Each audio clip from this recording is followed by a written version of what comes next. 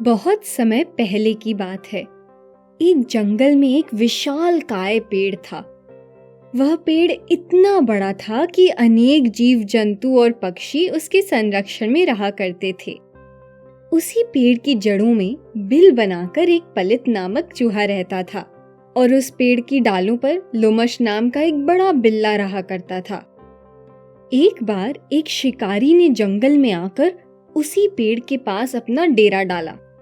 वह रोज सूर्यास्त के समय पेड़ की डालों पर अपना जाल बिछा देता और सोने चला जाता। रात में जंगली जीव उसी जाल में फंस जाते, जिन्हें वो सुबह आकर पकड़ लेता। वैसे तो बिल्ला बहुत संभल कर रहता था, फिर भी एक दिन वह भी शिकारी के बिछाए जाल में फंस गया। बिल्ले को जाल में फंसा हुआ देखकर पलित चूहा निडर होकर इधर उधर घूमने लगा। जीवों को लुभाने के लिए शिकारी ने जाल पर जो मांस के टुकड़े डाले थे, चूहा निडर होकर उनको खाने लगा। बिल्ले के जाल में इस तरह फंस जाने पर उसे मन ही मन बड़ी प्रसन्नता हो रही थी। चूहा इस प्रकार अपने शत्रु के फंस जाने का आनंद ले ही रहा था कि उसकी दृष्टि जमीन पर खड़े दूसरे शत्रु पर पड़ी। हरण नाम का नेवला, जो वहीं पेड़ के नीचे जमीन में बिल बनाकर रहता था, चूहे की गंध पाकर बाहर आ गया। इधर नेवला जमीन पर चूहे के लिए घात लगाए बैठा था, वहीं दूसरी ओर उसका एक और शत्रु, पेड़ के तने के खोखले में रहने वाला चंद्रक नामक उल्लू, उसको घूर रहा था। इस प्रकार अपने शत्रुओं से घिर जाने पर चूहे को बड़ा डर लगा और वो चिंता में डूब गया। चूहे ने सोचा, अगर मैं जाल से उतरकर भागा तो ये नेवला मुझे नहीं छोड़ेगा। अगर मैं इसी तरह जाल के ऊपर बैठा रहा, ये उल्लू मुझे लपक लेगा। यदि मैंने जाल को काट दिया तो बिल्ला मुझे खा जाएगा। चूहा अपनी जान बचाने की युक्ति सोच रहा था कि उसके मन में एक विचार आया। ये बिलौटा इस समय संकट में है। इस संकट की घड़ी में अपनी जान बचाने के लिए ये एक शत्रु की भी सहायता कर सकता है। ऐसा सोचकर चूहा बिलौटे के पास गया और उससे कहा, भाई बिल्ले, मेरी बात ध्यान से सुनो। तुम इस जाल में फंसे हुए हो। शिकारी के आते ही तुम्हारा अंत समय निश्चित है, लेकिन मैं तुम्हारी जान बचा सकता हूँ अगर तुम मेरी सहायता करो तो।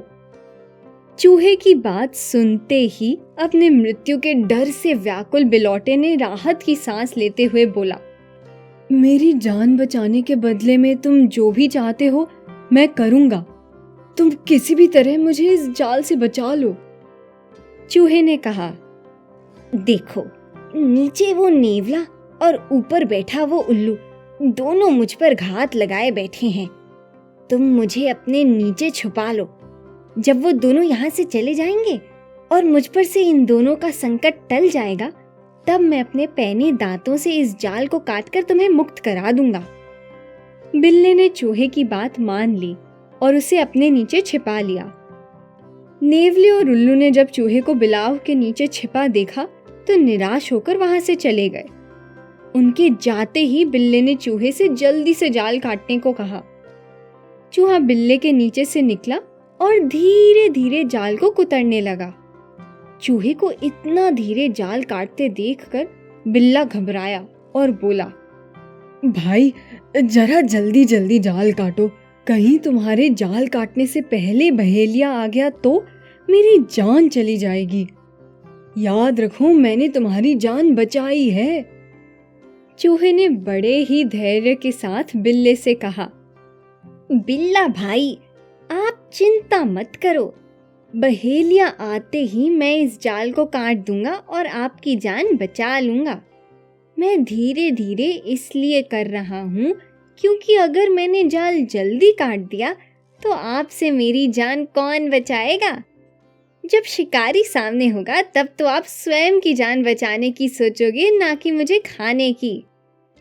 चूहा बहुत बुद्धिमान था। उसने एक एक कर जाल के सारे धागे काट दिए, सिवाय एक के। सुबह जैसे ही बहेलिया आया, उसने वो धागा भी काट दिया। जैसे कि चूहे का अनुमान था, शिकारी को सामने देखकर बिल्ली ने सबसे पहले अपनी जान बचाने की सोची और जल्दी से भागकर पेड़ पर चढ़ गया। चूहा भी भागकर अपने बिल में घुस गया। इस प्रकार चूहे ने अपनी बुद्धिमत्ता से शत्रुओं से घिरे होने पर भी अपनी जान बचाई। उसने बिल्ली की चिकनी चुपड़ी बातों को अनसुना करते हुए ऐसी युक्ति लगाई कि दुर्बल और अकेला होते हुए भी अपने जीवन की रक्षा कर सका।